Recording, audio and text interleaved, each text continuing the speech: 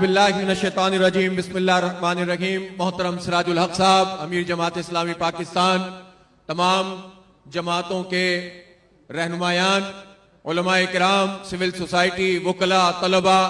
لاکھوں کی تعداد میں موجود میری مائیں، بہنیں اور میرے بہت ہی غیور مسلمانوں، اہل کراچی، آپ کو مبارک ہو کہ آپ نے ایک عظیم الشان فریضہ انجام دیا ہے اور قبلہ اول کی آزادی کی جو تاریخی جدوجہد فلسطین میں ہو رہی ہے، کراچی میں رہ کر اس کا آپ حصہ بن گئے ہیں۔ یہ عظیم جدوجہد آگے بڑھ رہی ہے۔ ہمارے حکمران اگر سوئے ہوئے ہیں تو وہ یہ دیکھ لیں کہ اہل کراچی زندہ ہیں، اور کراچی عالم اسلام کا سب سے بڑا شہر بھی ہے، اور اس نے ہمیشہ امت کی ترجمانی کی ہے۔ اس کو علاقوں میں بانٹا گیا، قوموں میں تقسیم کیا گیا، لسانی زہر یہاں پر پھیلایا گیا۔ اس کے باوجود سب مجتمع ہیں، فرقہ واریت کو مسترد کر رہے ہیں، مسلک پرستی کو مسترد کر رہے ہیں، قومیت اور لسانیت کو مسترد کر رہے ہیں، اور قبلہ اول کی آزادی کا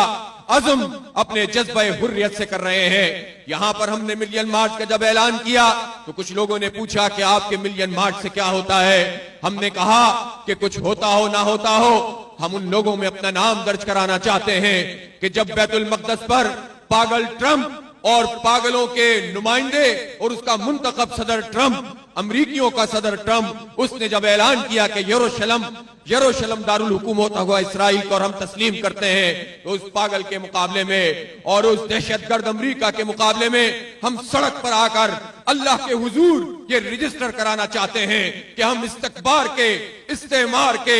دہشت گرد کے اور دنیا کے امن کو تاراج کرنے والے اور شیطان بزرگ کے ساتھی نہیں ہے، اس کے خلاف مزاحمت کرنے والے ہیں۔ سلام پیش کرتے ہیں مجاہدوں کو۔ کل کی بات ہے، وہ جو 2014 میں اسرائیلی بمباری کے نتیجے میں دونوں ٹانگیں جس کی کٹ گئیں، کل اس نے ان کٹی ہوئی ٹانگوں کے ساتھ، آدھے جسم کے ساتھ فلسطین کا پرچم لیا، میدان میں کھڑا ہوا، اسرائیلی ٹینکوں کے سامنے آیا، اور جب فوجیوں نے کہا کہ ہٹ جاؤ تو اس نے کہا کہ یہ پرچم سرنگوں نہیں ہو سکتا، سر کٹ سکتا ہے۔ انہوں نے اس پر حملہ کیا، سر میں گولیاں ماری، جام شہادت اس نوجوان نے پیش کیا، وہ جام شہادت پیش کر رہے ہیں۔ ہم سڑک پہ نہیں آ سکتے، اس لیے ہم ملین مارچ کر رہے ہیں اور یہ اعلان کر رہے ہیں کہ جب تک ایک مسلمان بھی زندہ ہے، بیت المقدس پر قبضے کا خواب نہ ٹرمپ کا پورا ہو سکتا ہے، نہ اسرائیل کا پورا ہو سکتا ہے۔ جہاد زندہ رہے گا، انقلاب کی طرف پیش رفت کرتے رہیں گے اور قبلہ اول کی آزادی کی جنگ لڑتے رہیں گے۔ وآخر دعوانا ان الحمدللہ رب العالمین۔